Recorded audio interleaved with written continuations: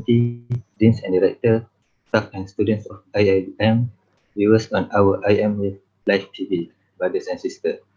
Assalamualaikum warahmatullahi wabarakatuh. Welcome to the IIM Murabbi Talk Series 4, featuring the Honorable Tun Arshad Ayub, the Pro Chancellor of UITM.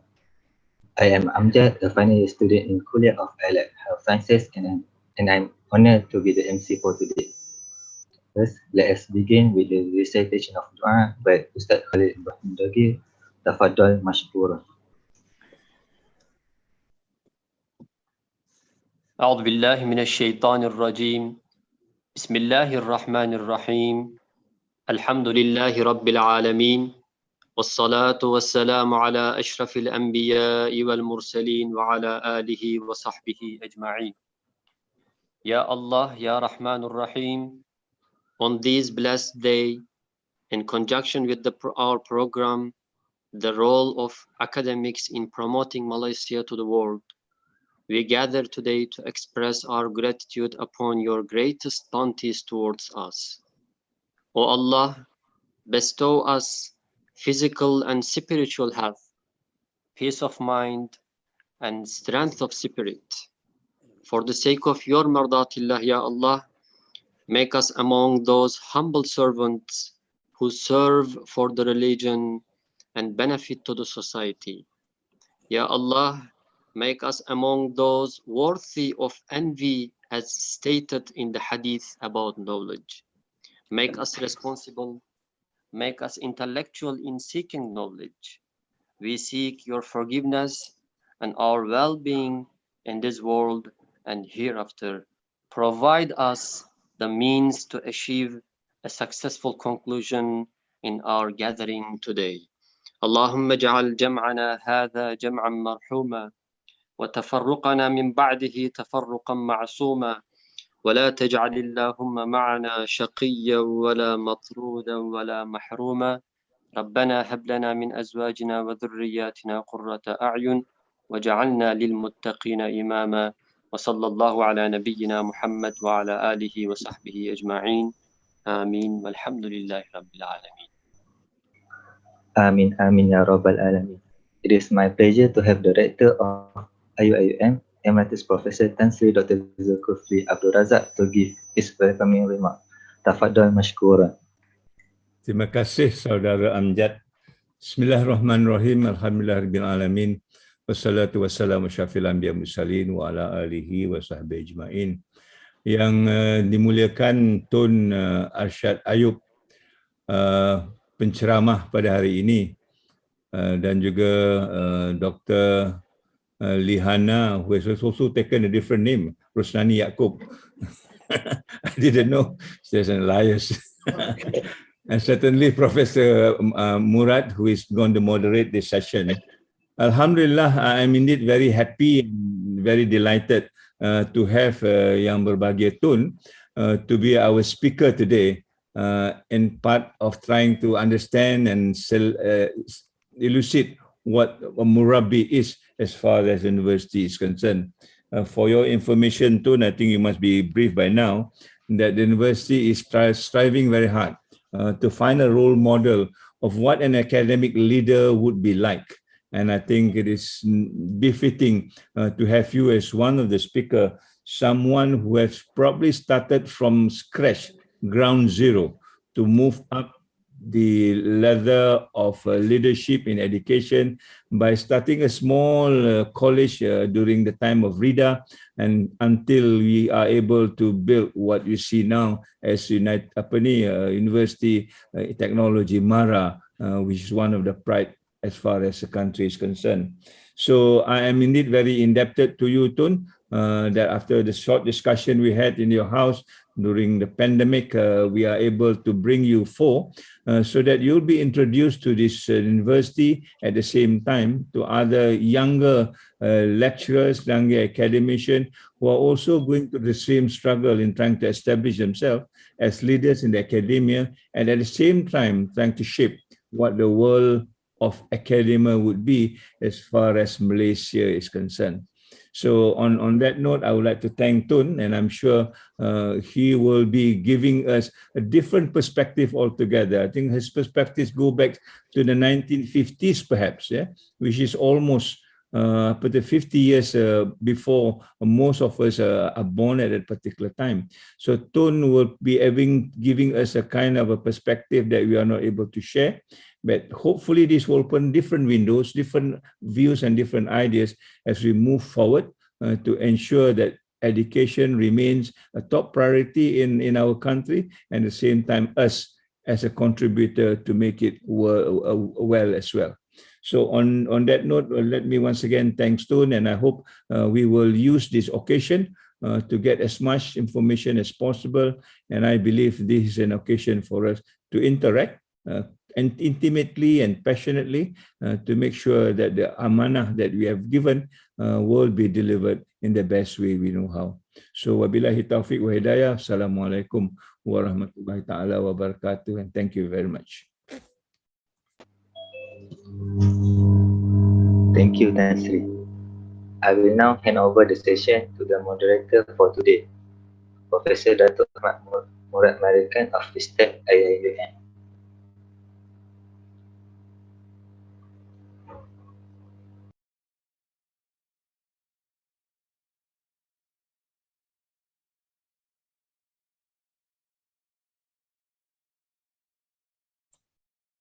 Need unmute, Prof.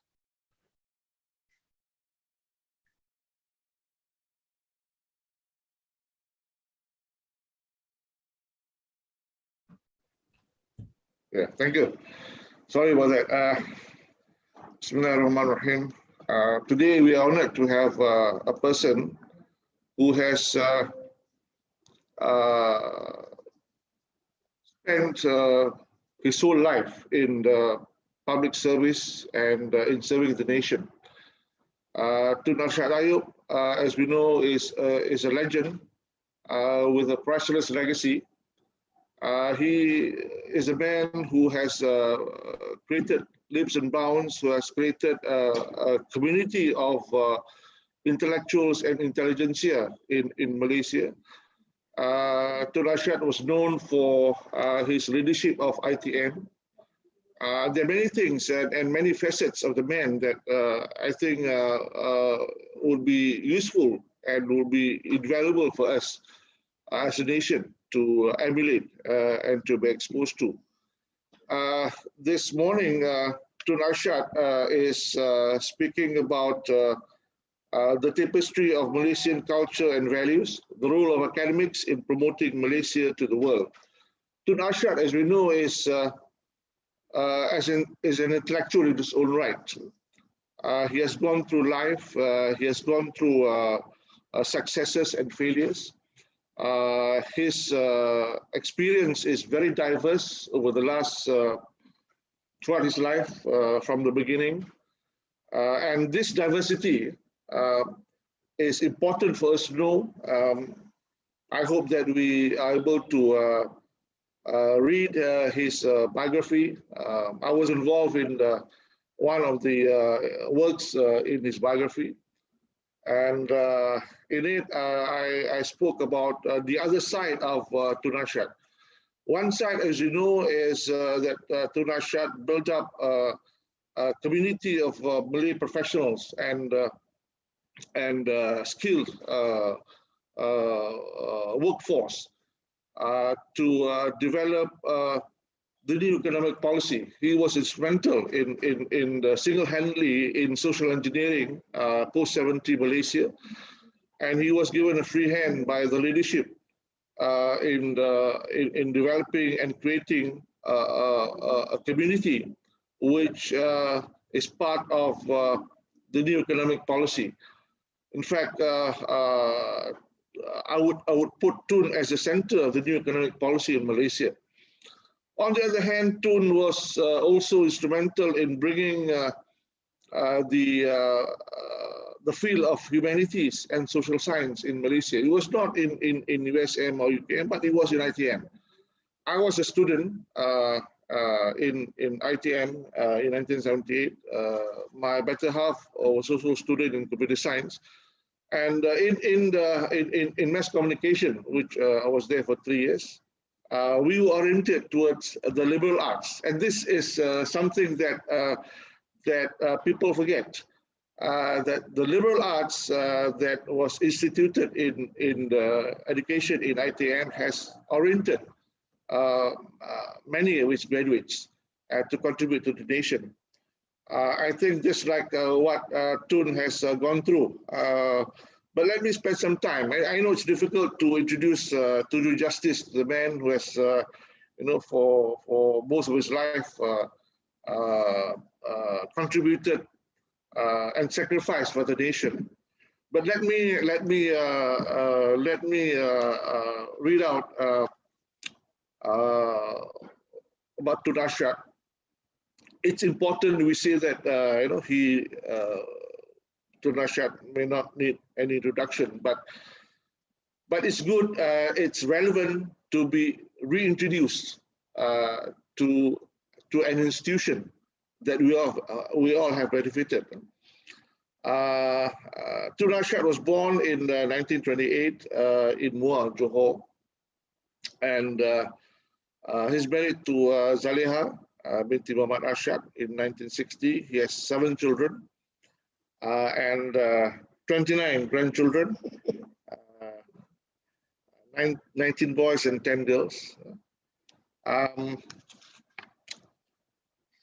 If we know Tun Arshad, he has a very eclectic background.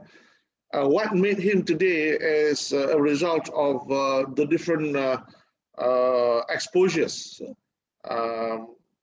He was not just a civil servant or public servant. He was a person who was trained, who was exposed to a variety of areas: agriculture, technology, mathematics, economics, and that built his vocation.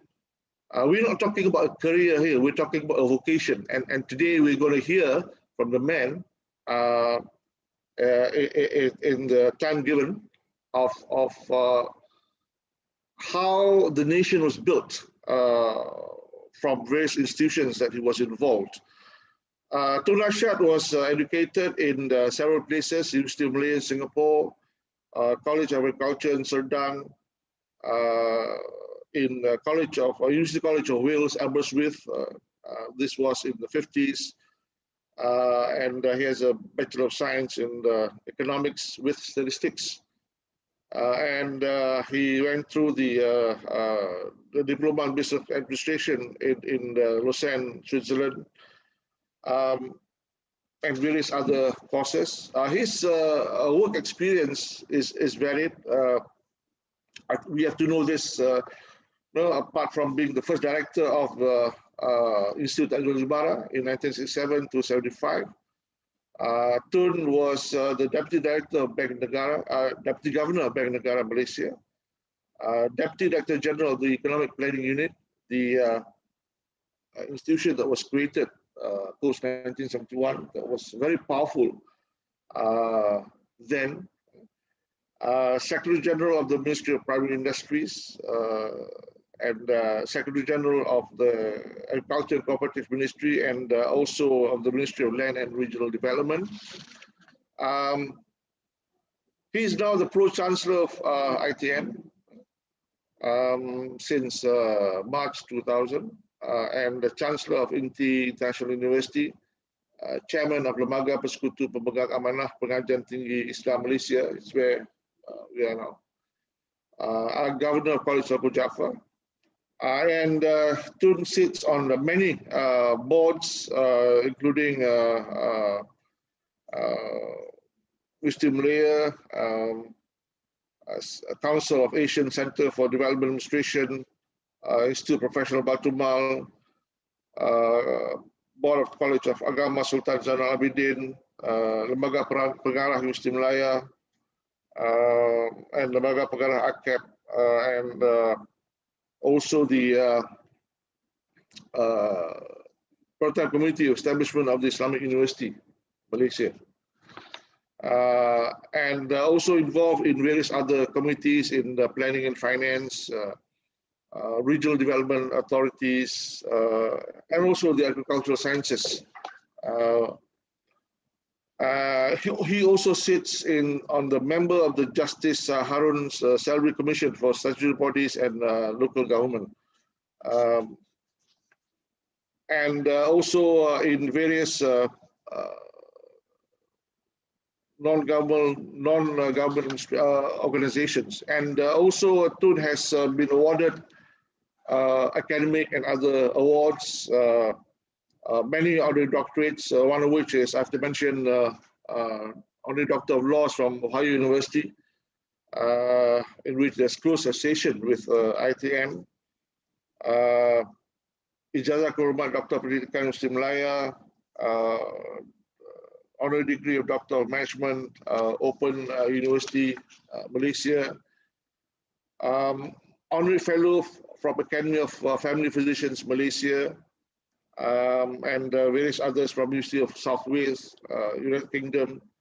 Also, the Merdeka Award 2014, which is a very indicator of excellent contribution to Malaysia. Also, Tun has been granted many honors. There are about 15 altogether. So with that, I hope I have done justice to my introduction of Tun Arshad Ayub. And with that, I give the floor to Tun to share with us his wisdom and his life experience. Tun. Bismillahirrahmanirrahim. Assalamualaikum warahmatullahi wabarakatuh. Saudara dan saudari sekalian, iaitu Profesor Murad yang jadi pada hari ini menjadi, I call it instigator, kalau saya tak boleh bercakap, dan juga Profesor Zul, Rektor IUM, kerana telah menjemput saya untuk sepatah dua kata lah berkenaan dengan to share my pengalaman dengan tuan-tuan dan perempuan sekalian, sama ada bersyarah ke apa semua sekali, boleh. Dan Profesor Murad, thank you very much for introducing me for what I have done. But one thing is certain, my principle is that you don't do things alone. You work as a team. And to me, always I emphasize the team effort. Itulah saya ingat. Bukan maknanya tadi saya buat satu orang. No, I don't do it alone. It's all the team. When I was either at Dewan Latihan Rida mula-mula pada tahun 1965, ataupun di mana-mana kementerian, Bank Negara ke, ataupun kementerian semua sekali. Dan di Economic Planning Unit, and also in the central bank government. So that was the first principle. You don't do it alone. And you have certain ideas, and that ideas which you have, you throw it to the person who are likely to share your views, even if they don't share it, and we have a meeting, and let's see what is this. Some of them, they disagree. I use the principle, you can disagree with me, but if I have to make the decision, or the board has to make a decision, then you have to follow religiously, is the word. But if you don't like it, you have the choice. Either you leave us, or you go somewhere else. And that's very important when it comes to one of the principles of leadership. That's very important. And then the other things I think equally important is that, you have a lot of friends. When I first joined the public service as an MCS officer in 1958, coming back from UK. But I've gone through what I call 4 institutions. Tapi yang saya tak pergi itu ialah apa di Tampoi ataupun Tanjung Rambutan. That's the institution where I missed, I think, which is good in a way. Syukur alhamdulillah. So this is the most important thing. The background in the institution itself, where you educate yourself. When I went to it just now, Professor Murad and Professor Zul bagi tahu where I went to Singapore for 2 years. And that's where when I studied English literature, English language, history, and pure mathematics. But I did not get through for the 2 years. And I know why I didn't get through. That's the most important thing. I don't call it a failure. It's more or less take it as a setback. Why you didn't get through? It's simple reason. Because I only read 3 English textbooks to get the credit to pass the school certificate in December 1948. I only read English literature, Macbeth, Robert Louis Stevenson, Kidnapped, and Youth and Caspar Ruiz, Charles Dickens. Only those 3 books. So when I compared myself with other my colleagues, including the late Tan Sri Rama Ayah, Raymond Nabaratnam, and all the other Malay students in Singapore for 2 years, they have read quite a lot. And that's the thing.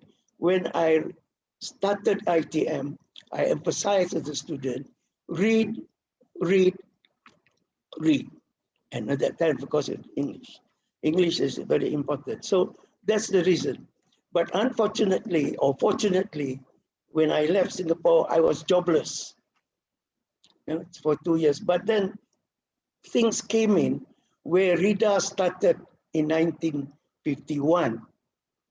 Started RIDA asking for people who had passed their school certificate to join RIDA. And there were 13 of us. Of that 13, about 7 or 8 of them were above the age of 30 or 25. But there were 5 of us who were really younger than that, so below 33. And that time, Dato' On bin Jaafar was the chairman of RIDA, and he was a good friend of Dato' Zainal Abidin, who later became deputy chairman of RIDA, and also Cikgu Rashid. I think those who are from University Putra, now University Putra lah, dulu kita panggil College of Agriculture Sedang, at first University Pertanian. And this is the thing, with due respect, when you're a leader, and if you become a vice chancellor, you start changing from University Pertanian to University Putra, there was lack of emphasis on Pertanian. And this is what happened to us today. We are left very far behind in Pertanian. Even we import mangoes from Australia, we import mangoes from Thailand and so on. But in the early days, there were a number of institutions, for example, like RRI, Rubber Research Institute of Malaysia, Forest Research Institute of Kepong, and IMR, Institute of Medical Research. These are the 3 very important research organizations where the graduates have got the opportunity to work in that place, and like tropical medicine and so on. So this is the thing that depends on the leadership and the political decision in those days. So we were on top in terms of rubber research, number 1, and Institute of Medical Research, number 1, even. And we even have many other, we don't have new research institute as we have today. So this is the most important thing for me, just to remind all these graduates, their opportunities are tremendous. And you have to decide yourself what you want to do, and don't worry about your failures or your setbacks.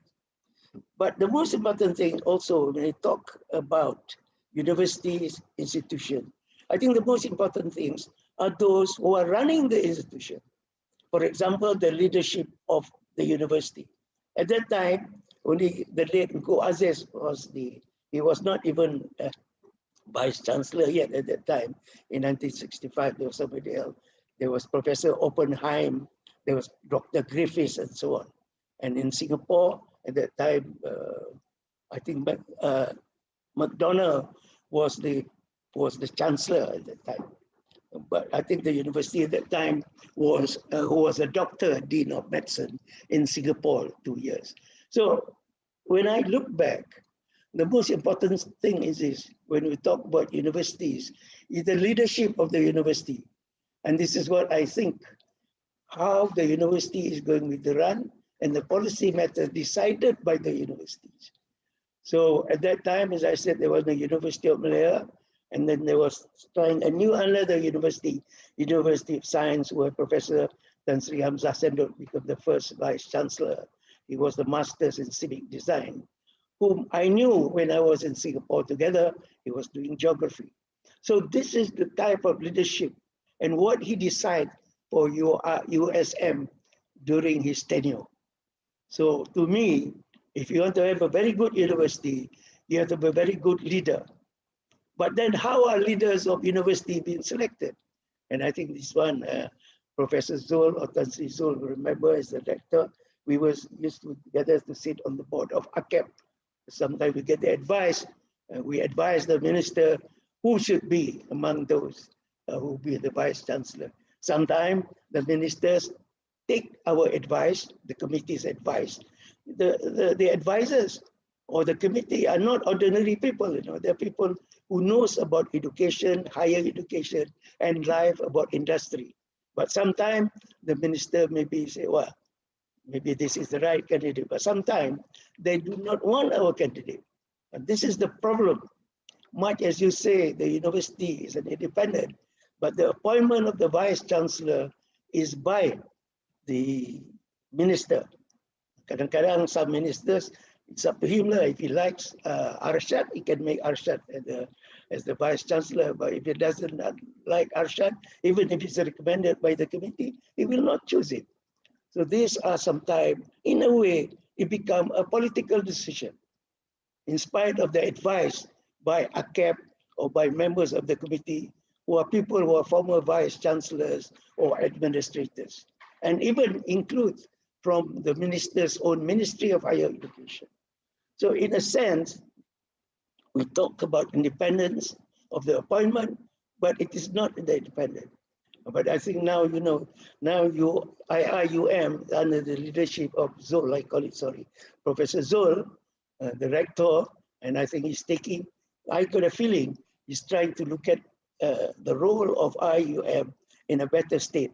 But you have a great advantage in IIUM because your students includes many other countries. You have a good international students. And this is where I mentioned now, your ITM does not have it. And this is the disadvantage of exposure of students to other national students and the students in, for example, even at postgraduate at your ITM, they don't accept non-Bumiputra, for example.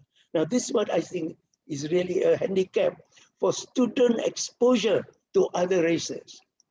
And talking about exposure, when I was at the University of College Wales, Aberystwyth, there were only 3 Malay students. One of them is Tun Saleh Abbas. He was in his 3rd year, who later became our Lord President of Chief Justice. And the other one was Hussein Osman, who later became the ambassador to Japan. Both, I think, Hussein have died. Tun Saleh died recently, isn't it? So both of them have died. So, only 3 of us, but I don't see Tun Saleh even more than 3 times for the whole of my academic year, because he is doing his honors in law, and Hussein has got his wife there, and I was alone in the residential hall of 120 students from Nigeria, Tanganyika, Uganda, South Africa, and Vietnam, many other countries. Now, this is the type of exposure which most of our chaps who become leaders miss all this exposure. I always emphasize, and especially at your ITM, but I think some people do not agree, that I said at master's degree level, your ITM should open it to non-Bumiputras, limited the number. But I was criticized, but that's okay, it's their views, and my views differ. Because I was thinking, in the end, whether we like it or not, Malaysia is a multiracial society, multi-religious, multi-state is important. When we talk about multi-state, Sabah and Sarawak come very differently from Johor, Kedah, Melaka, and so on. They were first Federation of Malaya, and then later Sabah and Sarawak joined in a different form, as if it's another state. So therefore, the treatment whether at political level and so on, must be borne in mind. And this is when we talk about it, we even as early as 1964, 65, we invited students from Sabah and Sarawak, even including Brunei, to come to Malaysia to attend to your ITM then. So this is the one type of, it depends on leadership. It's depend on my own courage, my own need to take them. But there were some people will say, hey, why are you taking people from Brunei? Why do you take too many Sabah and Sarawak students? Because they are not Muslim, they are not Malays by definition. But you have to stand up to it. And this is the most important thing. I think like your rector, you must stand up to the thing and you must believe in it. As a leader, you must believe in what you do. And this is where, not trying to blow my own trumpet, but this is where in the process we're changing using Malay as instruction in the higher university, in the higher education. I think ITM managed to stick to use English as a medium of instruction for many reasons.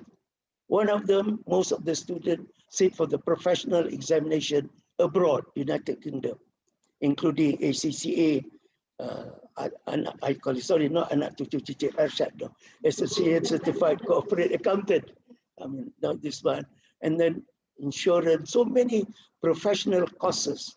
Because the whole idea, I look back, I told them, what is the purpose of of ITM at that time?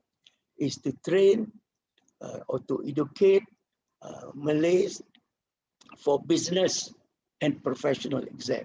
And that's it. So it is up to me as a leader to do what I think is right. And I was very fortunate over 10 years from the day of Dewan Latihan Rida until I left. No politician interfered. Though after 5 years, I was kicked out from ITM because there was a disagreement. I don't know for a reason or other that the argument given by the chief secretary then, and it was Arwah Tan Sri Kadir Shamsuddin. He said, "What happened? Why did you remove?" At that time, the director of operation was Tun Dr. Ismail. He was, and Tun Razak on the high seas and talking to the former president of Burma at high seas. So Tan Sri Kadir Shamsuddin replied very simply as the chief civil affairs officer. He said there was a disagreement, a conflict of views between me and the minister or that time Chairman Mara responsible. So that's why it's removed. And Dr. Ismail said, well, he asked a very simple question. He used the word boy. Does the boy do a good job or not as ITM director? Of course, being fellow civil service, I suppose, Tan Sri Kadir Shamsuddin said, yes, he did well. So then what the hell, you remove him? So I was reinstated.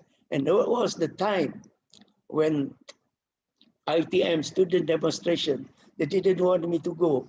Although I was very hard in looking after the student, if they don't make best use. And I think Professor Zul described me in his indicator, the way I run the show, run ITM, like a gangster. Thank you very much. I think you remember you said that, Professor Zul. That's all right. This is the system, the leader. You cannot put leader, or the leader must have all this character, yes.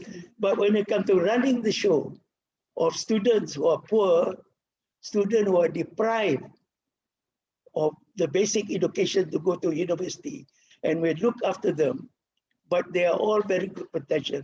And this is where you have to use all whatever facilities, your brain, your ideas, to see that the students go up one day. I have another view that says I don't care very much for the students' basic admission to college or university, because we can make up for it. But the most important thing, the end, when he or she graduate, they must reach that high standard. In order to encourage more people, more graduate, it doesn't mean you should lower the standard. No, the standard must be maintained, if not continually raised, rather than lowering the standard. Then you see, oh, more Malay students pass. Now that's a different issue entirely. So what they don't have, ITM have got what they call pre-university studies, preliminary courses, just to make up that. So this is where I think it is important for the leaders, that includes the school as well. So this is the few important thing that, because I myself come from a very poor family, during the Japanese occupation, I suffered quite a lot. I mean, I left school. In fact, nama saya dipotong. Jam tu ada registrar dengan dawat merah yang saya diberhentikan masa saya darjah 8. In other words, is form 4 lah kalau hari ni. Jadi, tak macam mana, ada seorang, one of my friends, an Indian, he came to visit me at the house. I live 3 miles away, and he saw me kelentang lah, kena typhoid. So he said, he told me that I was dismissed from school. So what is my future? He asked me, what are you going to do? Well, I said, I want to go back to school. Then he said, okay, I'll report to the headmaster. He reported to the headmaster, and the headmaster said, yes, he can go in, provided he goes to the hospital. Saya masuk the hospital more, 2 minggu, and recovered from the fight. Then I went back to school. So these are the things, as perhaps if you call me, if you're holding a certain organization, you think of what's going on, what happened to you, your poverty, makan ubi Muslim Jepun, kalau dapat makan bubur atau nasi seminggu sekali, syukur alhamdulillah. So all these things that goes through. And I was telling Professor Murad, I said, when I set on my overseas school certificate in December 1948, I was staying with a friend in Jalan Arab in Muar, because my house is 3 miles away. And when I took a few subjects, I was giggle, tremble, because of the malaria after that. So all these things that happened to me in life, until I go to Singapore, I live a better life for 2 years. And then after that, going back to Sri Lanka, not so good as Singapore life, tidur atas bunk for 2.5 years, and without science. Without science. So when later government was talking about more Malays should do science in 1965-66, we set up the School of Pre-University Studies for those who wanted to do science, even if they don't have science. And that reminded me in one of the girls tu yang nama tu senang lah sebut, Mariam Carey. Father is the Jabatan Orang Asli yang director, and the mother is Mariam. The mother is, lupa dah saya, I didn't call her Mrs. Carey. She's Indonesian, she was teaching secretarial science at ITM. Anak dia Mariam tu was from art, but she went into science. A number of Malay students who started art or didn't do well in science took science at the pre-university studies. And that includes science subject plus English literature, no Malay studies pada masa itu. So tak tahulah apa orang nak katalah. You cannot take A-level Malay studies or HSC at Malay studies, tak boleh. So English literature boleh, history boleh, economics boleh, geography boleh. Of course, sciences subject is a must. They do that. So these are the one. We have to ask our lecturers whether you can do it. So as I said, nampaknya ITA what it is today, it's all depend, and the early days depend on the lecturers and the support of the government. Saya tak ada pernah dipanggil Tuan Razak mengatakan, you've done this, what's wrong? No, tak ada, tak pernah. For 10 years. Tapi sekali-sekala saya pergi ke rumah dia semua sekali, dia panggil lah. These are the thing that what I suffered. And maybe the other one I should also tell you why I started the pre-university studies of science. When I went to Sri Lanka, I didn't have sciences. So there were 5 assistant rural development officers. We were known there. We go there and tidak ada science. So saya kena belajar botany, zoology, physics, chemistry. And they do it lepas sebelah malam lah.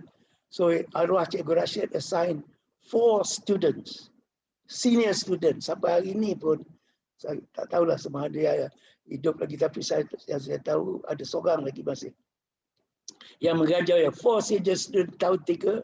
And I can remember William Sankey taught me botany, Lai Chanwa taught me zoology, and then Tan Teng Lai, he was head of research in Felda, taught me physics, and Arwah Wan Don was Director General of Agriculture and Brunei and so on, taught me chemistry. Itu dia. So these are the one, when I was teaching ITM, and still I believe you need the lecturers, you need the students to help people who do not have enough knowledge to pass the exam. So kita masih lagi kekurangan. So this is, I will remind you, I have a very big, today, for example, maybe I can quote your ITM better. Can you imagine? I think those who are from Kelantan knows, their punya campus is at Machang. And they also have a branch also in Kota Baru. But if you are teaching in Machang and you live in Kota Baru, it takes you sekurang-kurang 1 jam pergi, 1 jam balik. So where do you have the time to develop the student? I do not know about other universities, but I think it should be the same. I think the student depend, especially most of them are the rural area student. Budak yang banyak tertinggal sikit, tak cukup ini. Where do you have the time to develop the students? And this is the big thing as far as I'm concerned. I do not know about Professor Zul University, IUM, but I think in UITM, you need this development of the student because more of them come from the rural areas. They do not have a lot. I mean, there are a lot of things when we want to develop as a leader.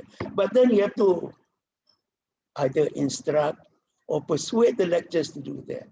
So pada hari ini, there are some concerns. I think, I don't know whether Murad wants to provoke me to say more later about UITM or university. I can answer that. I think this is the concern. As a university, one of your function, other than your research, other than your teaching, and your corporate social responsibility, but you forget the development of the students. And I think when looking at the Malays, I don't know about other races maybe, the Malays need that, the Malay students need that some sort of a encouragement and closeness to the student. Lecturer or teachers must be close to the student. And this was, I think, one of the great success ITM early days is that 95% of the lecturers are non-Malaysian. But some reason or other, well, either was we manage ITM, give the tanam, make them think you have to serve the students. And 95% for a number of years. But until today, I was told, maybe 95% of the lecturers, all qualified, don't worry that, PhDs and so on, are Malays. So this is where I mentioned the exposure as a leader, as a lecturer, the exposure to other races at international level, especially looking at Malaysia. And I was fortunate, as I mentioned earlier, at Aberystwyth, saya seorang je in the end tinggal orang Melayu. Yang lain Nigerian, Ugandan, South African, French, semua ada. There were about 20 or 30. But better still, when I went to the IMIDE, tadi disebut di Murad, when I went to IMIDE, there was only 55 students for 10 months.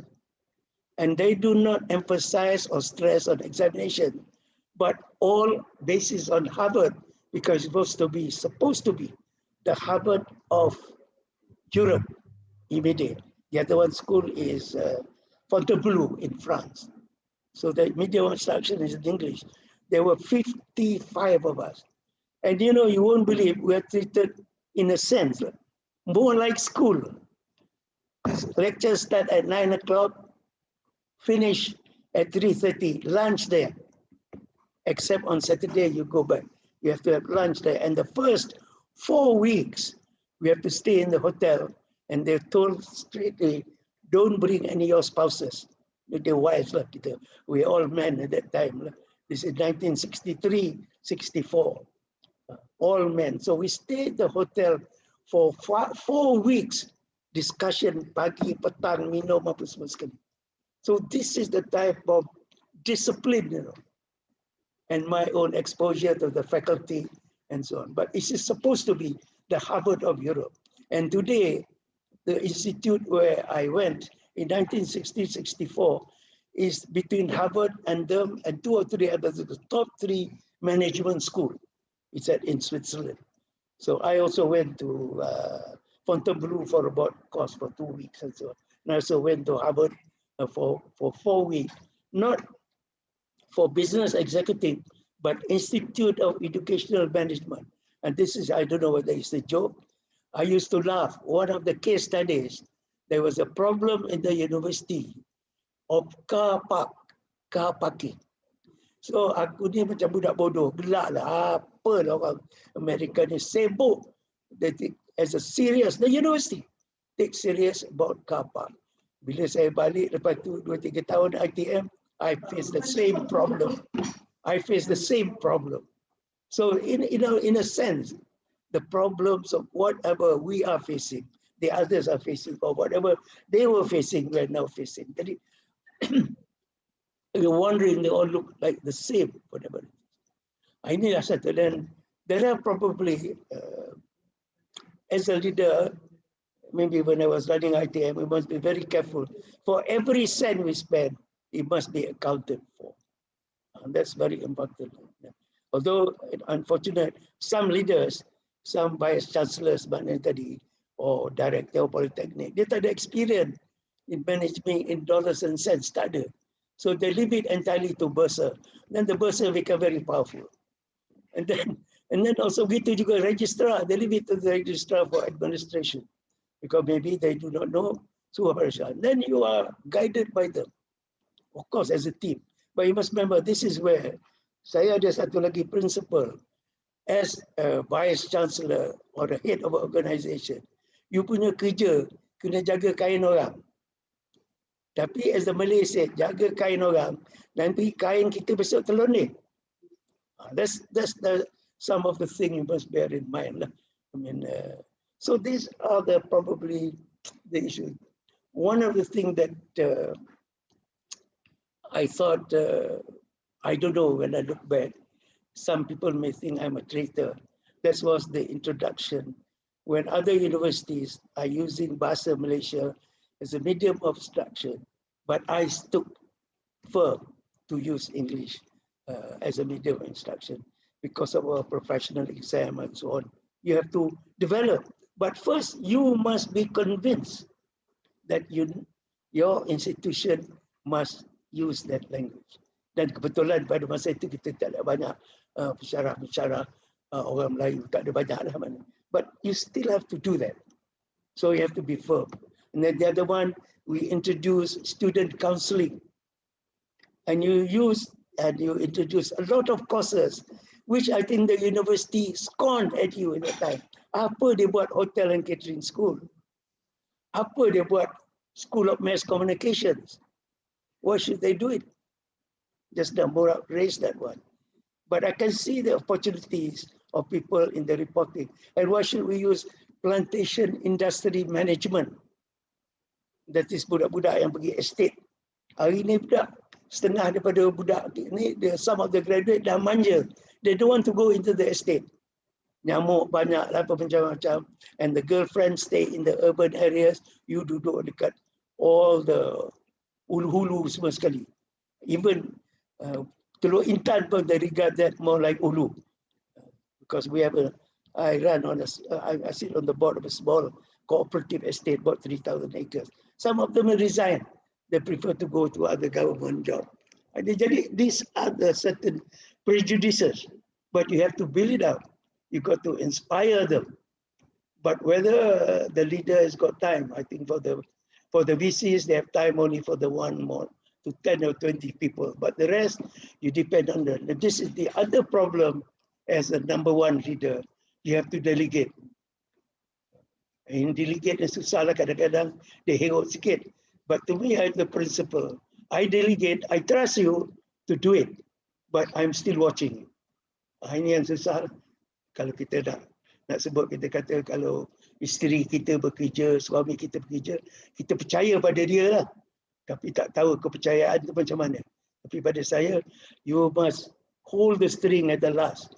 Whether you're a man or a woman, you hold that last string. Make sure, kalau dia terbabar sikit, maklumlah kan sekarang. Dah terbabar sikit, dia tarik balik. This is the most important thing. And at that time, when I was running ITM, the most important thing is for the student development.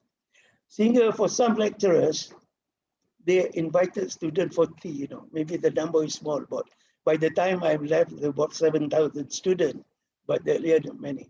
And then the type of lectures we have, this is again, relationship and exposures. We have Japanese, who taught Japanese. We have Mandarin, and we have Tamil, and we have French, we have Russian, and we have German. All these are German people who are teaching. And some of them are Canadian, and we have Australian overseas.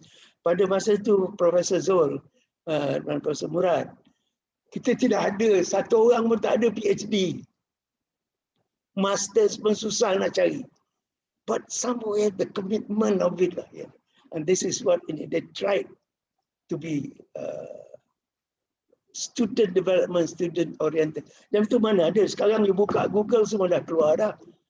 Even talking to London to sit for the exam semua sekali, you have to wait. Telefon pun jarang juga. You have to wait for 1 week the reply, and that's by mail. Itu kalau tak tersangkut. Now ini ada kapal tersangkut dekat Suez. Itu dah susah lewat lah. So these are some probably the issues as a leader we have to do it. But one thing is that more personal basis as a leader, more is I have a very, I call it a habit of bukan kedekut, saving. Not because I think I studied economics, but because we are poor and so on. I started saving even when I get my increment. Sometime that you have to tell. And there was at one time when I have to tell my wife, yang tu anak dah 2 dah, like you have left with 130 ringgit, tapi yang tu banyak lagi lah. Because gaji kita 730 all allowances. Tapi rumah free, don't forget that. 730. And then she got about 100 ringgit to jagalah apa nak makan apa sekali. So I have a good saving habit. So maybe I think for the students who are listening, or even lecturers, you better start doing that actually. It's only when over and above the saving. If you determine to save 10%, apa pun, maknanya kalau you ada gaji 2,000, 100 ringgit dah simpan, itu sendiri, you do whatever you like with 1,900, that's all. 100 must be there. Lagi hari ni pun saving senang, PTPTN boleh save, PNB, tabung haji semua sekali. Don't worry what they do. Let them do it properly. Ada macam-macam kacau. Don't worry about that, but saving. At least so far government guaranteed or EPF semua sekali. I think that's the most important thing. If I can tell the students and the lecturers, try to save not as much. You just decide 5% I'm going to keep it. Put it aside. Itu satu daripada habit. And later when you do that, you have other opportunities, senang lah semua sekali. So there is again, the other one is exposure. When I was, maybe since it's more education here, when I was asked to be seconded to jam tu Dewan Latihan Rida, dia panggil saya pengetua Dewan Latihan Rida sebelum tukar nama jadi Mara tu ya. 2 tahun tu, 2 tahun saya sudah first, I already became a salesman. Saya jual tapping knife from the rural areas, tapping knives. Kemudian saya sudah jadi assistant economist. So dah merata dah pergi Kelantan, Terengganu semua sekali tu. Ya, jalan semua merah, tak boleh cakap lah. The state of 1950s, late 50s and 60s. And then lepas itu jual pisau getah, jual belacan pun ada. And I'm a graduate, you know, at that time. Balik pada UK as assistant economist in RIDA, Rural Industrial Development Authority. So you jual belacan, tak apa, kita jual. Pergi estate. And that's why by visiting the estate, selling tapping knife, that's how the idea of plantation industry management created in me. Saya tanya, what are the qualifications of those people? Rupa yang ada dia, former retired police officer, army, and there are one or two only. Then at that time adalah one or two Malay recruits, but they got the HSC and so on. One of them I can remember, arwah Junaid, ada Junaid seorang. Saya ingat dia dah meninggal lah. Jadi the early partner. Jadi itu daripada situ, now I can introduce the plantation industry management. And one of the subject why Tamil come in, because at that time there were a lot of Tamil workers. So most of the people then, those who wanted to go into plantation industry management, they have the choice, either Mandarin, Japanese, or Tamil. Some of them took Tamil. Saya tak tahu yang, at least this is the idea to make it a bit light. And the other one which we introduced is because we emphasize at that time diploma level, diploma and professional. I think there's a need of an exposure for the students to the plantation industry, to the hotel, to the engineering, to insurance company, to all the companies. So this is where we used to call it, you can have buat practical from 1 month to 3 months. But it was not effectively organized. But then I got to go down and tell them, kalau tidak nanti dia suruh dia buat kopi je. Dulu, when your article as a chartered accountant, they ask you to make coffee first. Jadi itu pun mesti, in all humility, people must do it lah, buatlah kopi. Jadi lain kali you senang nak suruh orang lain buat kopi. That's it. So these are pada saya exposure and relationship. And because I was working in the industrial development, sebelum I took over as Dewan Hatian Rida, I was already working promoting industries, early industrial development in the country. I was taking from my expatriate. I was number 2. My former boss was Cik Junaid, number 1. And the Secretary General then was Tun Raja Maha and Suja, as one of them, quite a lot of senior people. So we work under. So you know, you learn from the exposure, and you draw some. Saya as a leader ini melarat sikit. I always look forward to arwah Tan Sri Taib Ajanda, who was about 3 or 4 miles from my kampung. He was the first to go to United Kingdom to bar at law. But before that, he was at Raffles College diploma. And then he had got a friend, Arwah Tun Sufyan. So this, and the other third one was a school teacher brought by H.R. Chisman. Dia daripada Mersing, Dato' Abdullah Muhammad, nama dia. Daripada Malay school teacher, dia bawanya ke English College Johor Bahru until he qualified and he became a Queen's Scholar. He went to Cambridge. So this is went to Cambridge, Dr. Allah. So these are our source of inspiration. So kadang-kadang saya jumpa lah dia sekali dua when I was a young MCS cadet sekali. So these are the one that help you the exposure, and not to speak of the exposure which I mentioned. Tadi I didn't mention. I said I went to IMD IMD, which is now one of the top school in the world. They were 55. They come from 39 countries, and they are the future executive to go into Nestle, rebuild mechanism, rebuild all the oil and gas, all are executive. Jadi you are thrown into that one, And there were only 3 of us who were non-white. Saya, then there is Galal Mahdi. Later he joined us. They're from Egypt. He joined the United Nations. And the other one, Chung Tek Chung, he became the managing director of Korea South Foreign Exchange. So these are people, and I don't only talk to Galal and Chun Tek Chung during the class. Lepas tu tak campur lain lagi. So, this is the type of thing. If the institution can do that, mostly, Professor Zol, mostly based on case studies. But don't forget, our average age at that time was 35. So you have to read case studies sampai sehingga tidur not earlier than midnight. You have to, because tomorrow you do not know whether you'll be called to say what you think of that case study.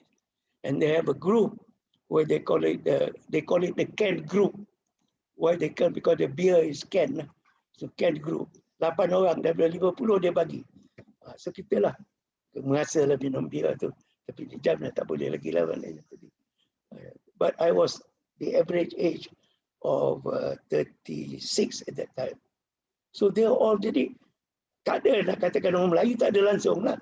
All from, and they are from Canada, from America, from Germany, from France, Italy, semua sekali. So these are pada saya the exposures that I have. But I think for some of the leaders, they don't have this understanding. Mula-mula dah jumpa dekat University of Wales 4 tahun. Tinggal tak kahwin dengan orang putih aja lah. Mana jadi. Lepas itu pula, then my wife joined me in Switzerland. And kita, my third boy was born in Switzerland. Mana jadi. So this, and it helps you when you offered to be the pengetua Dewan Latihan Lidah. Jadi ada banyak pengalaman. Bukan kata saja all academic lah maknanya ni. Bukan daripada bachelor's, master's, PhD, and then dean, dekan, jadi vice chancellor, tidak. The exposure which I have, both with international people, exposure industry, and chairing for almost 2 years as economic officer Penang, chairman of the Entry-Port Trade Committee, masuklah. Itu we chair the chambers apa? Chinese Chamber of Commerce, Malay Chamber of Commerce, Indian Chamber of Commerce, even Aceh Traders Association, and then on top of that, International Chamber of Commerce, which consists of orang putih punya bank dekat Penang. I remember one chap, he's not little, but his name is David Little. He was the bank. Jadi campuran saya tu cukup banyak lah mana nak menjalankan, lebih faham keadaan dunia itu mana tadi. And that's, I thought, was probably a good time to stop. Is it, Murad? Yeah, I suppose there are many questions. Yeah, leave it to. Okay. Tak apa, saya sambung lagi nanti. Yeah. I think they have over to Murad. Banyak cakap betul. Okay. Yeah, thank you, Tung Arshad. It's always a pleasure listening to you, your experience, exposures, and how that experience and exposure has made you a better administrator, better academic and intellectual, and things fused together to create this capacity. We have heard Tun's unwavering belief and conviction in the decades of service to the nation. I'm sure there are many who want to ask questions. I was given some questions earlier, Tun. There are many, they want to know many things. Perhaps within the time that we have,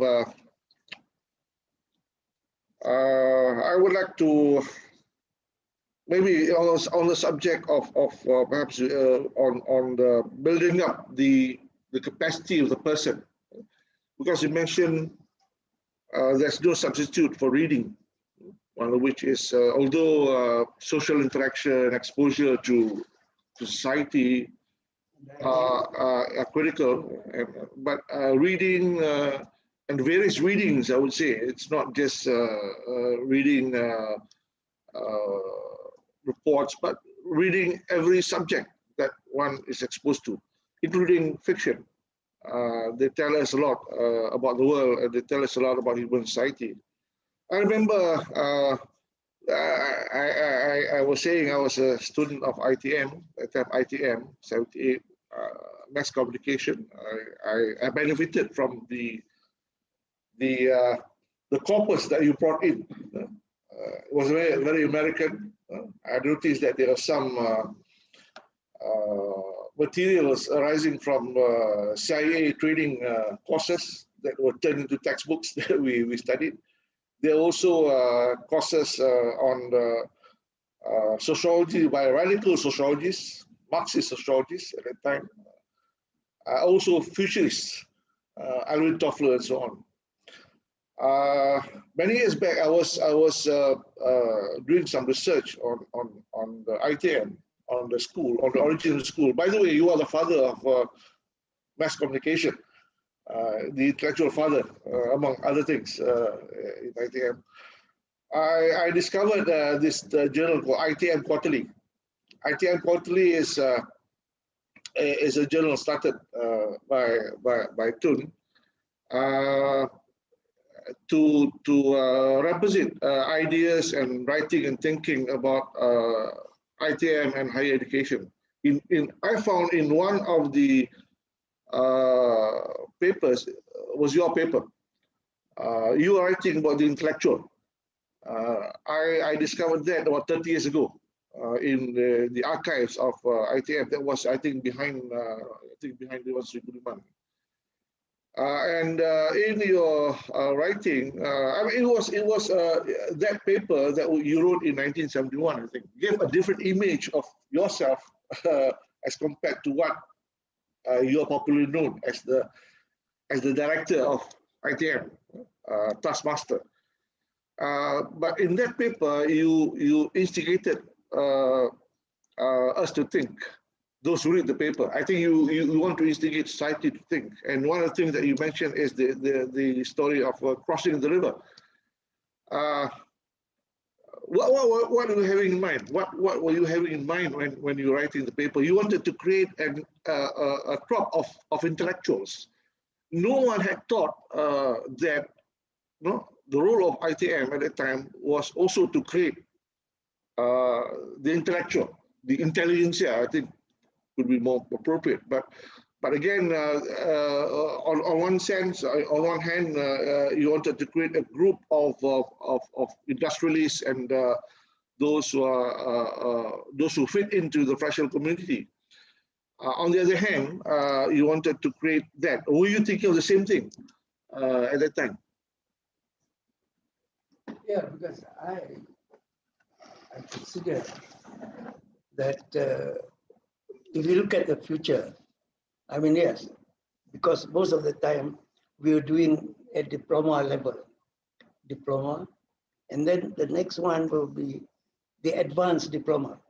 Because at that time we cannot create a university, we're not allowed. So you can diploma, and the most you can do is advanced diploma. So in advanced diploma, you need a little bit other than your desire to be an entrepreneur, your desire to be a professional, and you must have a little bit of you must add to it, the academic development. And that's the whole idea. Because, and then with that one, I was hoping that we get support to send our lecturers abroad, And that's why mostly at that time, we managed to go with Asia Foundation, Ohio University, and us to have what we call twinning. I mean, the time has come in order to develop the more intellectual development. People must have a higher degree at least, not to say you must have a master, but I think the time has come. You should have a higher degree so that later, slowly and gradually, ITM, the whole idea is that the kids want to become a university. Well, I was thinking, becoming a university, maybe you're still like University of Malaya, University of Science, the two earlier universities, and so on. So why not? Probably time has come to add. Well, for the purpose of recognition, it's also good to have this intellectual development. So you must have bring in, and that's why I think when we brought School of Mass Comm. I mean, you know, when people think hotel school cannot be intellectual, kan? Tak boleh lah. But on the other hand, we have the business. Even the business and management, they're just doing a degree in diploma in business is not good enough. They must be try to get, and you know, if you get the Malay word, mula-mula tu kita panggil apa? Mara Institute of Technology. If you short form of it, what does it become? MIT, Massachusetts. My idea. Massachusetts Institute of Technology. That's both academic and professional, next to Harvard. Again. Then I thought, you know, we can do it, but we have to build the stuff. And that's why we start sending early days. Most of our lecturers do master's degree in Ohio University. That's the Ohio University. When we started the twinning program, they accept the diploma students to get credit. So for 2 years, they get their first degree and then find another year for master's degree. But once they get a bachelor's degree, they can go anywhere else, not necessarily in Ohio University.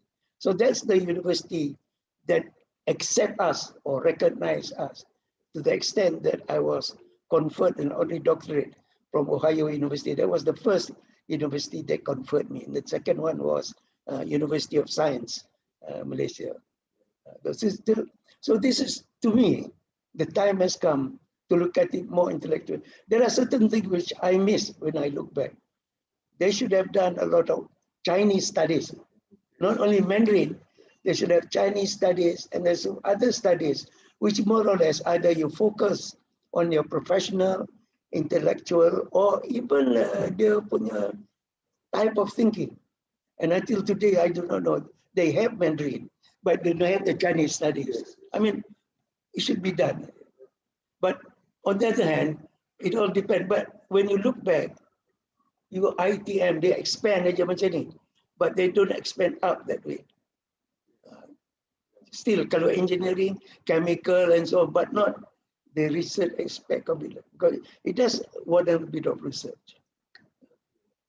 Yeah, if I remember about 10 years back, I wrote some articles in my columns.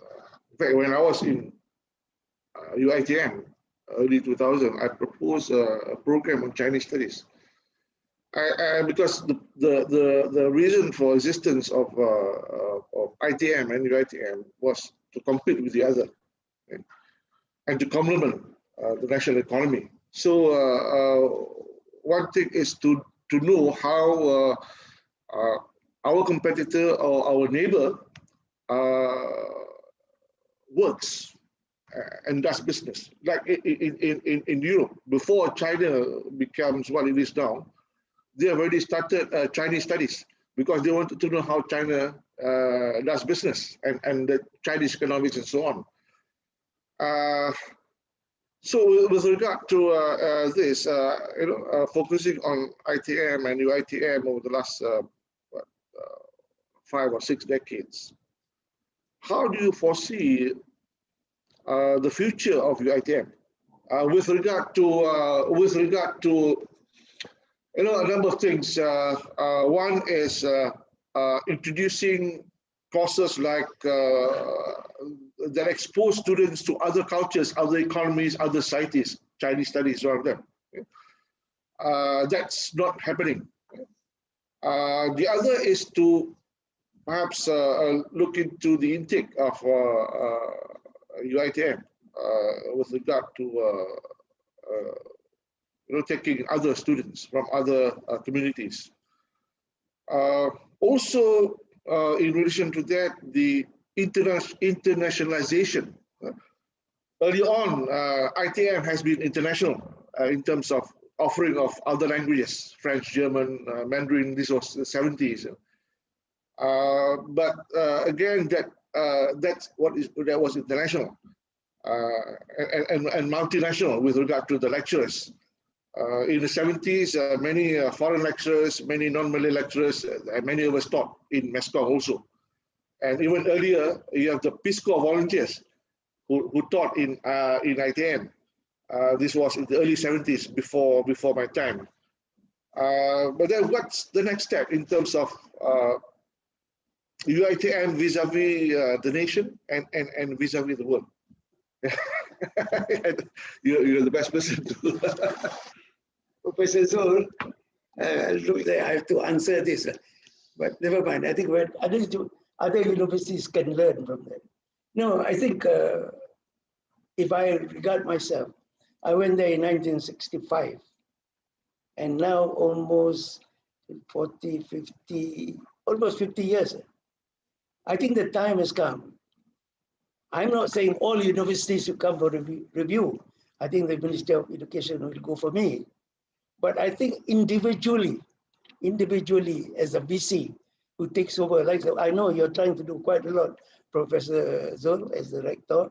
Well, I will support you, in that respect. You're very much international. You write quite a lot. You have your columns and so on. It's very difficult. Not many vice chancellors have got that same capacity, ability, and the belief in it. I see your writing almost every week. And in many subjects, which is very good actually. I don't want just otherwise. I think you have a lot of academic professors, Maskali. Otherwise, you have your academy. What your academy do? That's the question. You don't preserve your academy as if the old trademarks, carpenter, electrician, and so on. No, it must be how much your academy, your university, to contribute to the nation. This is the most important thing. Jangan kita sedap aja ada 20 universities, and like ITM, I'll answer the ITM, and like ITM, I got campus in every state, and even in every district. In Melaka, they have Jasin, they have Lundu, and they have even Melaka Central. Macam mana, banyak sangat universiti. So this one, and then the other one is the PFI, private.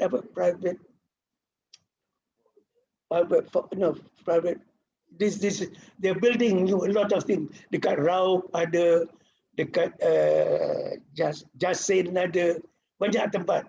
Di Penang pun ada private. All these are tying them. They cannot move. Nak tukar bal pun kali kita tukar. So to me, tadi I think Murad has got dia jolok sikit lah. So I have to be very frank. I think dah 50 years dari ITM. So there are a lot of things that should be done. It should be reviewed. Kalau saya berani, kalau nak katakan, even our education system, the time has come, at least at higher education, you must have a commission. You should have a commission, and the commission may take 5 years to study, but it is for the future of 50 years. The time has come. Sekarang kita ni, I don't use the word kelam kabut, not so well organized. You got the private university, and then you get the government-sponsored university, and then there is another one like Petronas, because they had a lot of revenue, they can build up the universities. So these are the one we got to think. But I think coming back, ITM. I think ITM or UITM has given a specific function to promote the development of the Malays or Bumiputra. But I think the time has come now, 50 years.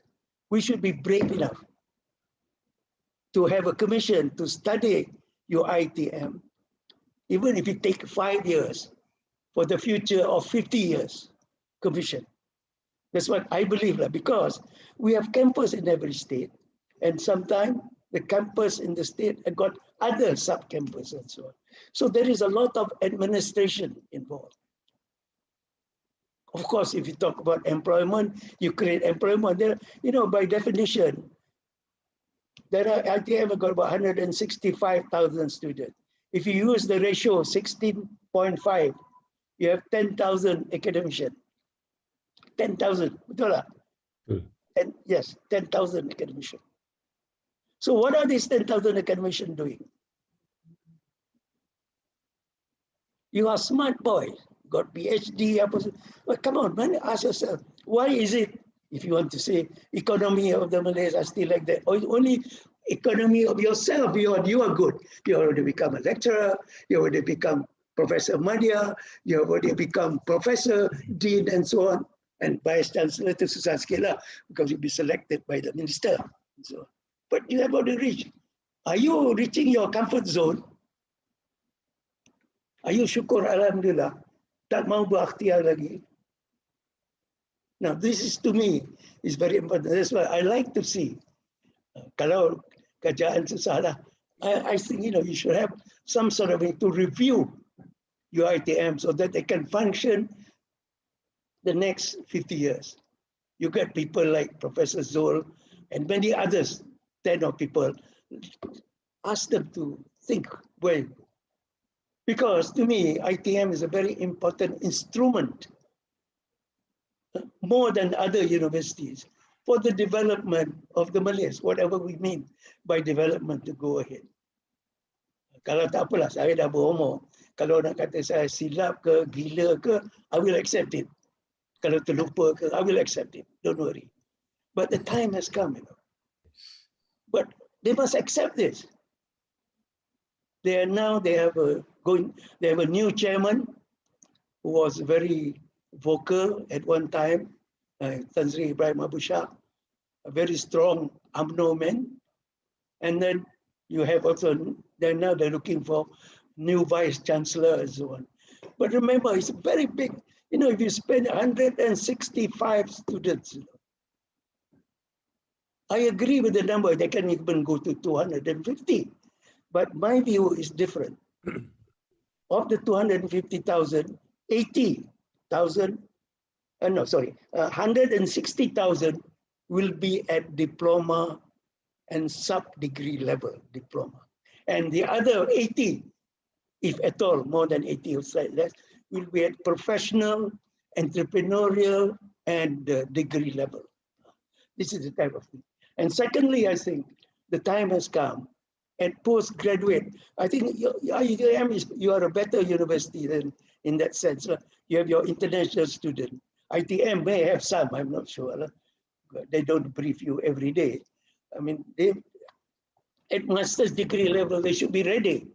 If the Malays cannot compete at master's degree level, then something wrong with you. If you cannot compete at master's degree level, then something wrong with you. Itu pada saya lah. The time has come.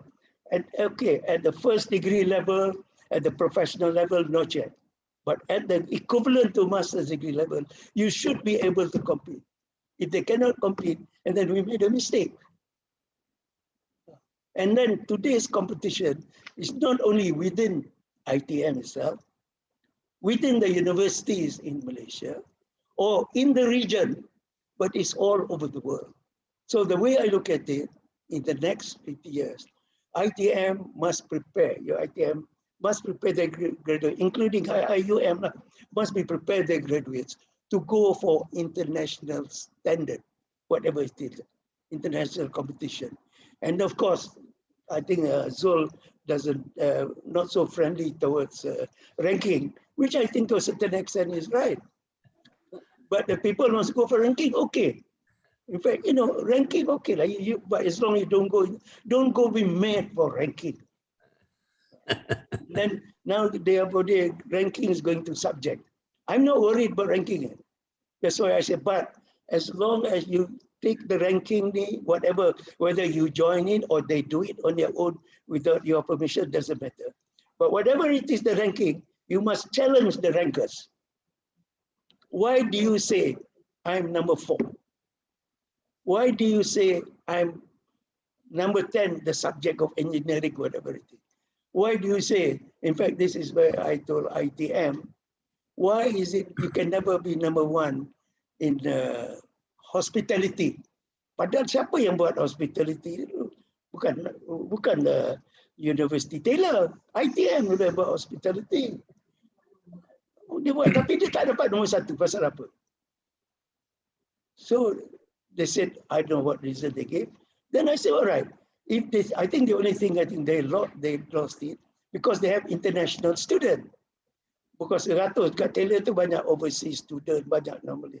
But I said, you all orang Melayu semua sekali, maybe. I mean, that be the case. You challenge them. You challenge them. This is the one that, to me, anybody who holds the responsibility, maybe since we talk about university, if you're the head of department, you must don't just say yes. You must be prepared not to say yes. But first you must be convinced. Jangan orang lain suruh you kata, you know, you must be convinced. And this is one of the what I call the leadership. I know Professor Zul, bukan nak angkat dia tidak, he's very firm in many things. Tak boleh tukar. But there are some, kita boleh juga bend it, but don't break it. Itu sometimes. So this is the one kita important. If you're a head of department, you must do that. Dean, deputy dean. Kalau tidak, tak guna lah. Why do you take over the job? If you take over the job as a yes man, Tuhan aja tahu lah. Now this is the one kita takut lah. Kali saya dah berani cakap ni, pasal saya dah pencen. Jadi maybe because of that lah. But I think this is it. There are certain things you have to be firm. And you believe in it. I believe in counseling and guidance. Kita buat counseling and guidance. I believe at least for ITM. Because other universities gunakan bahasa Malaysia, tak apalah, biarlah dia. So we have Malays there who are very good at bahasa Malaysia, including Atma and the university kebangsaan sekali. Ada banyak. And university science one time supposed to be emphasized on science. And University Putra tertukar nama dari University Pertanian. I'm one of those who protested as a Seredang boy. Kita tak dia panggil dia nak pergi University Putra. Jadi University Putra. Tapi bila dah kata University Putra, dia terlupa pertanian. Huruf tu sama juga. Tak tukar. This is the one that kita kadang-kadang ni. Susahlah kadang maybe you feel, padahal banyak Amerika, University AMN pun tak tukar nama apa. Agriculture and Medical Industry, AMN banyak. Texas macam dia tak tukar daripada ni. Kita nak tukar konon. Ini macam kita ni kita culture kita. Tadi saya tak sebut pasal culture lah. Tapestry tu. Pasal apa? Culture kita, kalau anak kita jahat macam mana? Tukar nama. Biar dia baik sikit. Tukar nama sikit. Yes, this is the belief. Jika tukar nama boleh tak? PL budak tu tak bertukar juga. Kalau PL budak tu bertukar tu tak apa. These are the one. And the other one is this. We are all Muslim, professionally Muslim. So how much of this is a new thing that's coming up. How much of this penekanan perkembangan agama di negara kita, itu kita kena tengok lah. Saya tak berani nak cakap sebab saya dulu darjah 3 di sekolah agama. So better not make any comment. Tapi itu nak jaga tu. To what extent? Dan kalau kita baca semua sekali, it is good. We are kita ni full of form, not substance. Kita bukan now thinking very loudly, clearly what the Muslim and the Malays have done over the years. The civilization and so on and so forth. Semua. Bagus. But then what do you do after that? We talk, kita scientists, orang Islam ada, and also orang Islam around kapal, Cape of Good Hope or whatever, semua ada orang lagi. So what? The next question is, so what? But you're not doing anything. You pakai nak lagi round the world, nak pakai perahu lagi ke? Kapal kecil ke? Orang dah pakai sampai Suez Canal pada dah ini semua sekali. So these are the one we have to think of the future. This for students, faculty, administrators have to think of the future. We must be brave enough. Kita cakap je tukar, change. I think we don't change at all. Saya dah berumur sikit, saya sibuk juga lagi. Nak cuba buat bisnes juga. Itu nak buat dulu. Kadang-kadang pula saya buat, I'm not going to rest. If I rest, I'll rest in peace. So, saya tak mau rest in peace lah. So I'm going to dah sampai masa bisa tak apa lah. Jadi this is the one pada saya. Saya ada kebimbangan sikit macam tadi saya dah sebut. Kalau macam IT, you dah provoke saya tadi pasal what you think of your ITM of the future. Tapi bagi tahu Profesor Zul, kita buat dia dekat IUM. Dan kita cakap pasal UITM pula. Tapi kalau saya, they have need a commission. And they must be brave enough. Kementerian susah sikit lah, banyak universiti. Get 5, 4, never mind if they take 5 years. But we're going to look at UITM in the next 5 years. Because we're going to look at least the Malay's development in the next 5 years, 50 years. Itulah pada saya lah kalau ada dari take home pay ke take home away, itu one of the things. Itu pada pendapat saya. Tapi kita kena berani lah. But whether the new vice chancellor say yes, whether the new board of members say yes. Satu lagi berkenaan dengan tersebut dekat UITM ni susah juga lah. Jadi lagi satu, sekarang UITM is almost a comprehensive university. And then you're going to enter, even among the Malays, order of merit. Okay, order of merit. Tapi to form the order of merit, masih lagi kita kampung ada banyak. Betul saya hari ini saya pakai baju pintar tu. This is pintar mean promoting intelligence, nurturing talents, and advocating responsibility. This is for the poorer. Dulu you call it underserved school. Now dia ada tukar nama dah. Kementerian tukar nama lah, tak elok. Tak boleh underserved lah, dia panggil apa. Saya pernah lupa dia tak to the standard. The standard tak ada. Tukar nama. Tukar nama, tapi kalau perbuatan tu tak tukar, tak guna juga. This is the form, but not substance. Macam saya sebutkan tadi mula-mula, kehebatan kita orang Melayu, orang Islam, beribu tahun, berpuluh tahun. Memang kita hebat. Tapi adakah kita hebat sekarang? Kita tak hebat sekarang. Tak hebat, kita hebat. Mana kita adalah 2-3 orang saintis, tak apa. But there are, kata saya, the universities, this is the universities who are going to do the, if I can use the word, kehebatan. It's the universities, and the university means the leader of the university, the vice chancellor. Once you are appointed, you take that responsibility. Jangan kata nak sedap naik pangkat je, tak boleh. No way. Maybe I sound a bit rebellious, not so friendly, but I think this, if you take the job as a vice chancellor, you're going to do it. You must also have your own mission. What you're going to do? You know what is the university mission. This is the one kita susah. Kadang-kadang you nak buat, kementerian pula kata, tak salah apa semua. No. But I think we have to stand firm. Tak apalah, kalau kena buang, habis kuat kena buang. Some of them, a lot of them have been terminated for reason better known to the kementerian. Kan? This is the one kadang-kadang.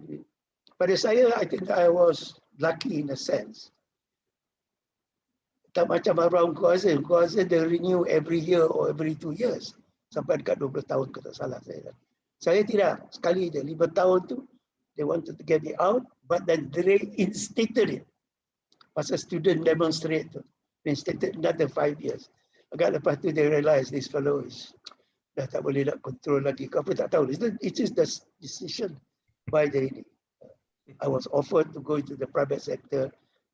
In fact, I was given a chance to what they call a Millennialization, to join Deputy Managing Director of Straits Times. Oh. Yes. Yes, I was offered that. Tapi tak macam mana saya consult to arwah to Dr. Ismail, Timbalan Perdana Menteri. No, Arshad, you cannot say, you retire under my interest, kata dia. Apa yang kerja rugilah, kata dia. Kata dia. But I think you should continue. Dan itu, that's the one. Jadi saya tak jadilah lepas tu. And then offered. Dan lepas itu, over the last 3 years, I don't know whether I was kicked from one place. In fact, if you ask me, Nobody thought of me becoming the Secretary General of Education, Minister of Education. Nama, kali nama ada sebut-sebut, takut menteri tak mahu ke apa, tak tahu. But I was never, in fact, I was dealing all with the poor people, land and regional development, and then agriculture, and the other were three. Semua orang miskin mereka dijaga. Jadi if you feel that I'm very much in favor of these people, it's just because I'm working in that ministry, and I myself was orang miskin. But I think no more now. Now tak boleh cakap. Jangan kata kita dah miskin, kita dah boleh. We can go up. You can see a lot of budak-budak miskin has gone up very far indeed.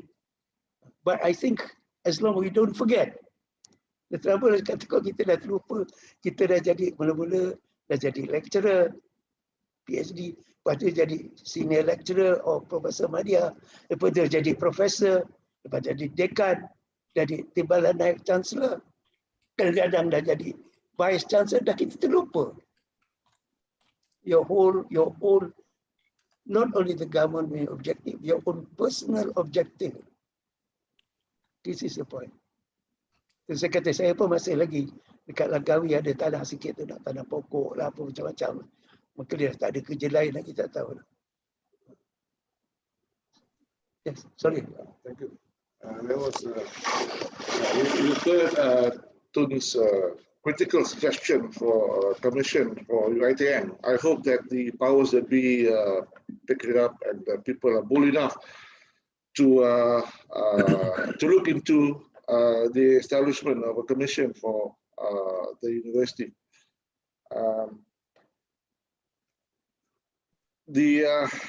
I think I moved to IUM. Concerns on the now International Islamic University of Malaysia. What Tan Sri Zul has been doing is to perhaps advance a different value,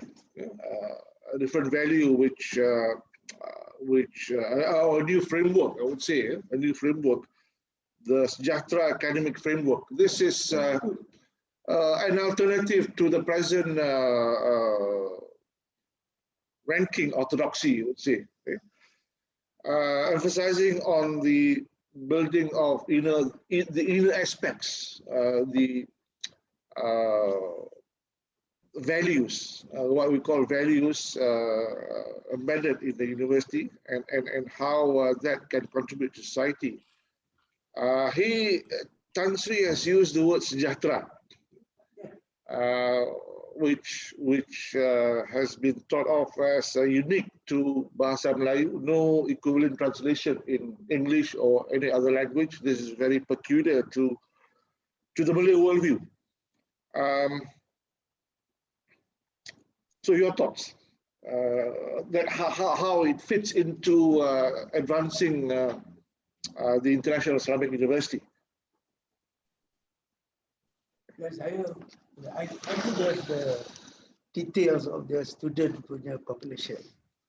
But I think at the postgraduate dia ada banyak non-Malaysian banyak lah. And then the non-Malaysian, I suppose most of them are Muslim from other countries. Especially, I came across the one book written by, I think edited by Bosnia Herzegovina punya ini tu. I read the book. I've read half of it actually. So I think it's good. Ini dia dapat, jadi ada dia punya cerita tu. Cerita how grateful they are they have been in Malaysia. I was looking forward kalau ada tak ITM punya budak, UiTM punya budak buat buku macam tu, how grateful they are to. Dia tak ada. But maybe it's just alright. It's always in their mind. But they don't express it. We can also say that. So kita selalu tinggal, kita tak bercakap. Yeah. But I think for him, it is very good. I think the way I look at it, he is moving the IUM is more towards ni kesejahteraan. Dia memang bagus. Dia dalam hati, inner.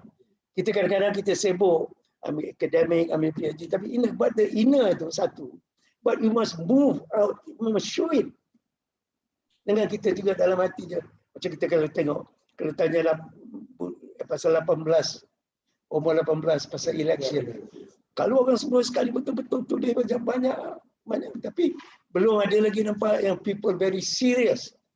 Yang gelombang 18 boleh. Budak mentah lagi konon ni kata. Ada yang kata budak mentah.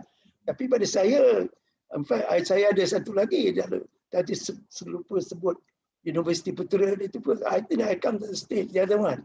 Kita ada apa PLKN apa tu apa ni? Khidmat negara tak tahu apa dia buat. Kita dah tahu, dah baca lah dalam surat khabar tu, sekarang dah stop kan. Why not kita tukarkan perkhidmatan negara kepada pertanian? That's the other issue. Sebab pada pendapat saya, even oil palm industry semua sekali, yang tak boleh buat tu ada sikit. So tak apalah, yang tak cukup tu kita katakan 10%, that's the foreigners. Boleh dia sabit kelapa sawit yang tinggi-tinggi, yang berat-berat, boleh lah. But still, I believe another one. I think the university student, maybe you will try lah. Cuba apa? Why not think of it one semester? The student is part of the semester pergi ke industri. Apa-apa industri pilih lah. Kalau dia ada law, dan kalau ada manufacturing. But they must go one semester. Tapi I think Zul might agree, but the lecturers will not agree. Dia tak pernah apa bekerja di factory, tak pernah bekerja di plantation mana-mana pun, tak pernah apa masuk ni. Dia duduk itu academician yang ada menulis saja, menulis. And especially now when you work at home, you can write more. Because you work at home, you can write more. Jadi this is the one pada saya yang kita nak buat. Ini kita suggestion mas sekali. Akan sanggup mana yang tadi kajian nak buat latihan apa ini National Service in Agriculture? That's the question. Pasal apa kita sekarang? Because agriculture, national service, even in industry. Kalau kita tengok foreign workers dalam negara kita, saya tak tahulah, ya, kalau legal tu mengkali 2.5 million, I don't know the correct numbers. The legal. 2.5 million. Yang illegal tu Allah yang tahu. The number. Yang illegal. Yang masuk sana, masuk kemari. Jadi macam mana kita? Itu yang kita kena buat fikir. Lagi satu saya perhatikan sekarang. Sekarang banyak orang yang ada lah sikit. Kita sekarang ada pakai MAID, right? MAID lah, tolong bagi. So maybe the next one will think a special graduate. Jadi don't call them MAID. Apa house, I don't know, rumah punya. Get some grand name of this graduate who can look after the child until about 10-12 tahun ke at school. You work for graduate. And lagi satu, kena tolong masak sikit lah. But there will be a problem nanti besok. Tapi jangan kita susahkan sangat problem berlaku suami kalau banyakkan wanita nanti pula suami pula buat gila. Itu. But don't worry about that. You can try. I think now there are a lot of graduates who can be a house assistant. Boleh jadi driver, but this is the type of thing in the future. If for employment. So now people go to university, kalau macam di US, the first 4 years tu dia tak kira lah. The 4 years kalau you nak jadi lawyer, you must go the 4-year degree first before you go to the professional. Jadi these are the ones the future. We have to think about it. Ni tak payahlah kita banyak sangat orang Indonesia, orang Nepal apa semua sekali. These are the issues. Probably kita just for our own convenience. And that convenience is really short. Sekarang dah ada banyak. Kalau baca dekat Langkawi pun dah ada dekat 10,000 Myanmar. And then baru ni kita baca dalam surat khabar the rate dekat Ipoh ke mana. Nepalese.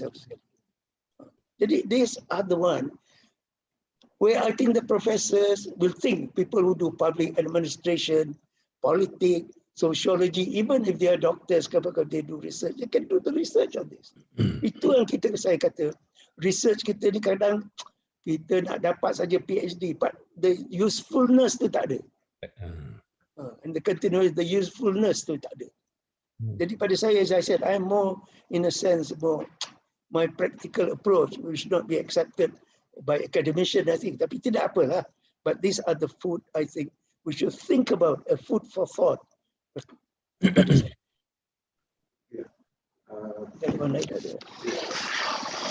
There's There's perhaps one last question for the session.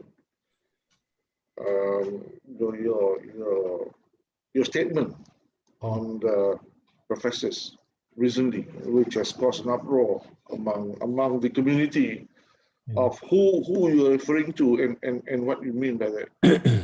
Briefly, to saya perhatikan ni disebut daripada Jalil, Zulkifli Jalil. Dia kata, where were the intellectuals? Dia sebutkan lepas meninggal arwah Uncle Aziz meninggal. They mentioned 2 or 3 other intellectuals, but the others keeping quiet. So I just say, well, we have about 2,500 professors saja, professors level. Jadi itu harapkan pada semua sekali lah. Pada yang I got a feeling, if you don't come forward, you don't show your ability, I think you are backward. So that's why I said doesn't reach the standard. That's how I look at it. Tak ada keluar sesuatu very yang succinct, yang mana very betul-betul bagus. Ni ada banyak akademi pun ada sekarang. But all this academy, all this maybe just to preserve themselves in English. Not for the purpose of the society. Adalah, bukan kata semua, tidaklah. Tapi yang ada. Jadi now ada nampak terkeluar sikit, banyak dah. And the fact that I think is a good wake-up call to me lah. This is the future kita. Saya pelik lah, kita ada 20, I think government university 21. Masuk ITM 21. Dan dia private university. Tak apalah dia gaduh pasal dia nak bawa duit, okay. Dan kita pula, the way we run it, kadang-kadang tak kena tu. Jadi ini yang mustahak pada saya lah. You don't see nak kata orang Melayu, tidak memberi bekas. Kalau orang tua kata, tak beri bekas. Nah, kalau kita tengok dulu macam saya sebut, when I went to University of Malaya in 1949-51, arwah Uncle Aziz dengan arwah Hamid, Wan Hamid, they are the only two that time known as graduate assistant. 2 orang aja. Tapi look what Uncle Aziz has done, Wan Hamid has done, and Rida semua sekali. Jadi this is the one. Tidak ada macam memberi bekas. Oh, individually we're doing well. Kita dah makan gaji apa semua cukup. Masuk dah saya kan, I mean, you know. But I think a lot of people should get out. Saya tak mahulah kata get out of the comfort zone. Tak tahulah. Kita mesti lebih berikhtiar untuk memajukan kita punya masyarakat. And this is lacking. For example, kalau kita banyak ada public admin, what did they do to the local government? How can the local government be more efficient? And then we have various universities in the state. Are they helping the state to develop? Jangan kita takut. Memanglah kadang-kadang state ni pun takut juga. I know one particular state, when I wanted to set up a branch campus, the MB kata, tak maulah, susah. But I know why lah. He's got his own personal reason why he doesn't want ITM branch campus dekat negara dia. Saya tahulah. Tak apa sebut which state it is lah, the first one. Whereas Datuk Japar Hassan from Perlis, dia macam menyembah, tidaklah. Tolonglah, kata dia, Perlis ni tak ada apa semua sekali. Lepas tu kita adakan, orang pun ingat kita gila buat branch campus dekat Perlis. But I regard it as a stimulant to development. Then I thought, tapi dalam hati kadang takut, silap ke kita buat kat Dungun, takut silap salah ke. Lepas tu buat Dungun dengan Pahang. Dan saya ingat pula Dr. Mahathir buat Universiti Utara di mana, di Sintok. Then I said I'm not wrong. I'm not wrong. Kalau Dr. Mahathir berani buat universiti dekat Sintok, saya buat dekat Dungun, dekat Pahang apa nama apa? Jengke, dekat Jengke, dekat Perlis, tak ada apa, nothing still. Buat dekat ini.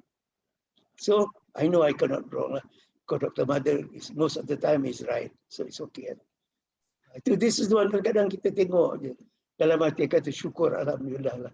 Dr. Mahathir buat Universiti Utara, which he wanted to be a top school of business, Professor Zul.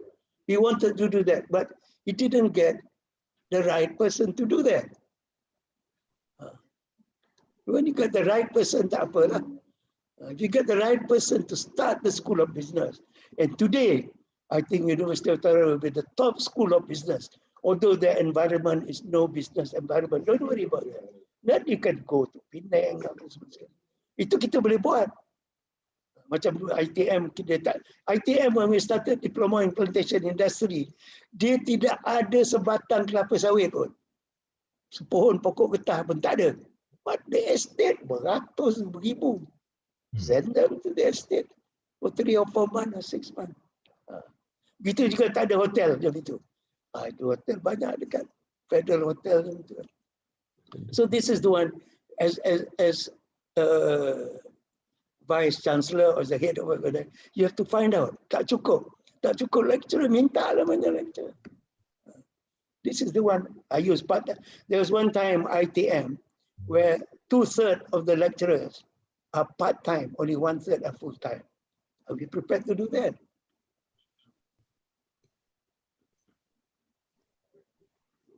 Okay. Yeah. Thank you very much, Tun. We've heard Tun's honest position, opinions, and views on his role in building the nation. I would say that Tun is an example of teladan dan kepemimpinan, which should be emulated by especially the younger generation in this country. With that, we thank Tun very much for being our esteemed speaker in the university's Murabbi talks, and we hope that this session benefits those who are attending and benefit the university community, academics, professors, as well as intellectuals in this country. Thank you very much again, Tun. I just have a short comment. Yeah. Ada satu ayat saya terbaca. Ad-dunya mazraful akhirah, which means this world is the farming field of life hereafter. And I want people to think about it. Ad-dunya mazratul akhirah. And the English translation is, this world is the farming field of life hereafter. Ada satu hadis. Thank you very much. We pass this session to the MC. Yeah. Right. Thank you, Dato', and thank you once again, Tun. May Allah grant you both good health so we will all continue to benefit directly from your wisdom. As someone from the younger generation, I have learned so much during the past 1.5 hours, inshallah. Next, we would like to take the opportunity to present Tun Arshad Ayub a token of appreciation from the university. May I invite the Director of Office of Knowledge for Change and Advancement, Associate Professor Dr. Lihana Burhan, to present the gift to Tun Arshad Ayub.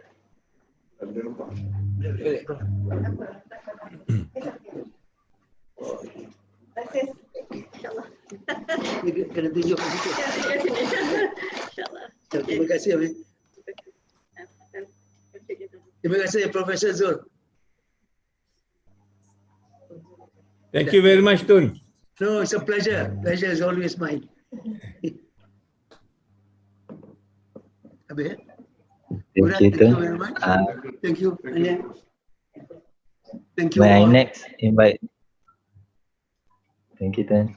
May I next invite Dr. Lihana to present our token of appreciation to the moderator, Professor Dato' Dr. Ahmad Murad Mari.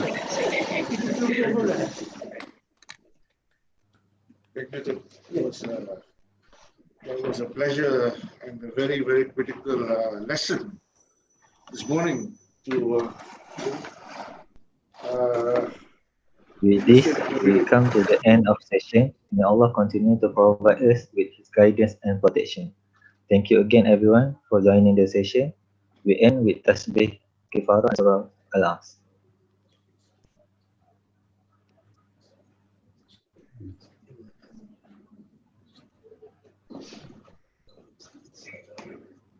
Assalamualaikum warahmatullahi wabarakatuh. Thank you everyone. Assalamualaikum warahmatullahi wabarakatuh. Waalaikumsalam. Apa dia? Yes. Ada apa lagi, Zul? Thank you, Tun. Thank you very much. Such a wealth of experience that most of us are not able to, to fathom.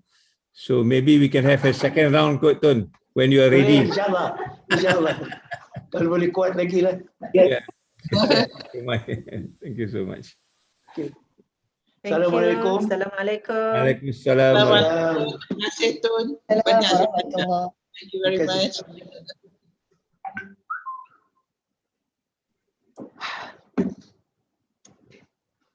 Okay, alright. So, okay. Is it okay? I mean, actually, there were also other questions, but as always, as you were talking, of course. Yeah, it's difficult for me to look to the participants and check. There's one of this one. So my constraint is now. But we have some good questions coming from the office. So, Yeah. thank you so much.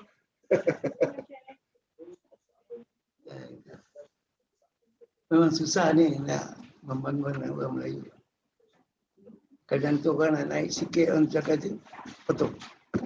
Tak boleh, dia tak boleh tengok. Dia tak boleh tengok. I think we have several biographies. I don't know, these are